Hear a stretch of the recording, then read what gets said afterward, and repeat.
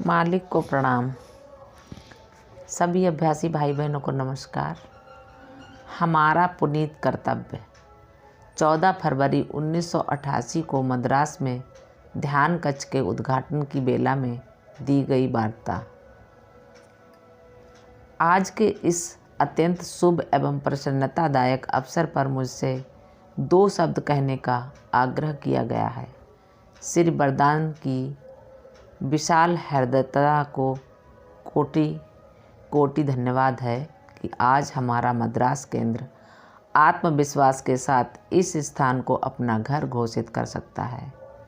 यह भी बड़ा ही शुभ शकुन है कि बाबूजी की कृपा एवं आशीर्वाद की छाया में 2 युवा हृदयों का वैवाहिक गठबंधन संपन्न हुआ। विवाह 2 हृदय के मिलन को दर्शाता है। मैं आशा करता हूँ कि हमारा ये आश्रम भी अनेकों हृदय का मिलन कराकर हमारे पूज्य गुरुदेव की इच्छा अनुसार एक विराट भ्रातृत्व का निर्माण करेगा, जिसकी धुरी वे हमारी आध्यात्मिक धरोहर के रूप में पीछे छोड़ गए हैं। अब उसकी वृद्धि करना हमारा हार्दिक एवं पुनीत कर्तव्य है, जिसका लाभ हमें अपनी व्यक्तिगत आध्यात्मिक उन्नति एवं विकास के रूप में प्राप्त होगा। आज हम अपने समक्ष एक त्रिकोण या वृक्ष की 3 शाखाओं की अताती का दर्शन कर रहे हैं, जहां एक धुरी के रूप में हमारी आध्यात्मिक धरोहर है।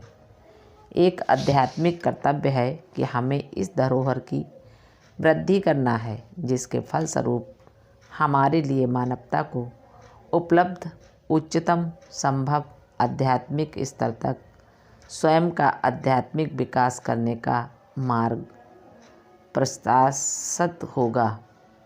मैंने ये 2 बार दोहराने की स्वतंत्रता ले ली, क्योंकि अधिकांश लोग सहज मार्ग के बारे में विश्वास करते हैं कि यह कोई ऐसा स्थान है जहां आध्यात्मिकता हमें मुफ्त में मिल जाती है।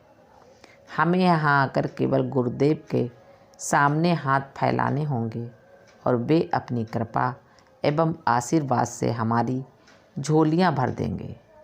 हाँ, निसंदेह ये सच भी है।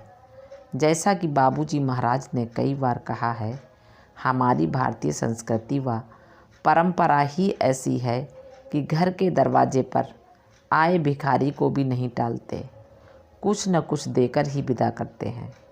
और मेरे मालिक तो शाश्वत दाता थे और हैं। वे किसी भी व्यक्ति को कभी किसी वस्तु के लिए मना नहीं करते थे, अपितु जब हम केवल भिखारियों जैसे आते हैं तब भी कुछ न कुछ लेकर ही जाते हैं, परंतु वह वस्तु नहीं जो वे हमें देना चाहते थे।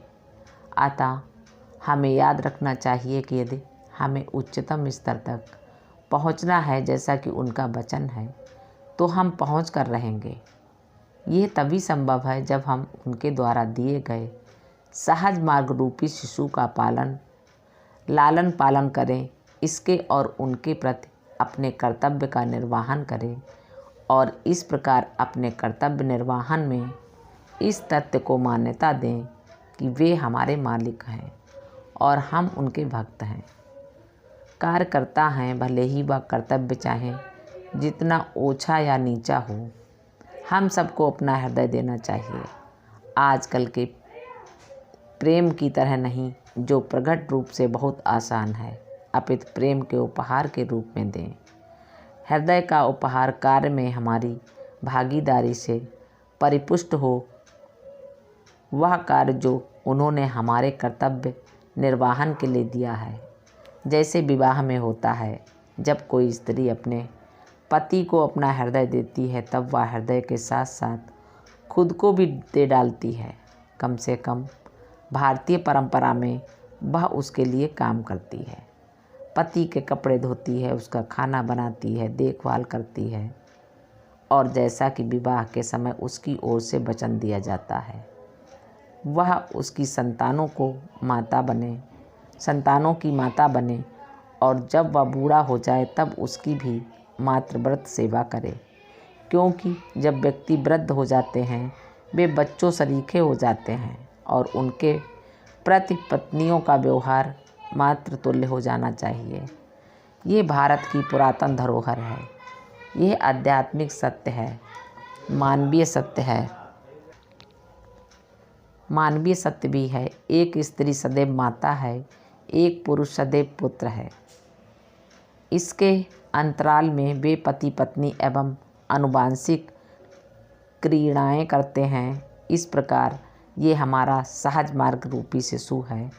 हमें इसको बड़ा करना है, सुदूरतम सीमाओं तक ले जाना है। न केवल इस संसार में अपितु अवसर मिले तो अन्य स्थानों लोकों तक भी सहज मार्ग की प्रगति में ही हमारी प्रगति है, हमारा आशीर्वाद है।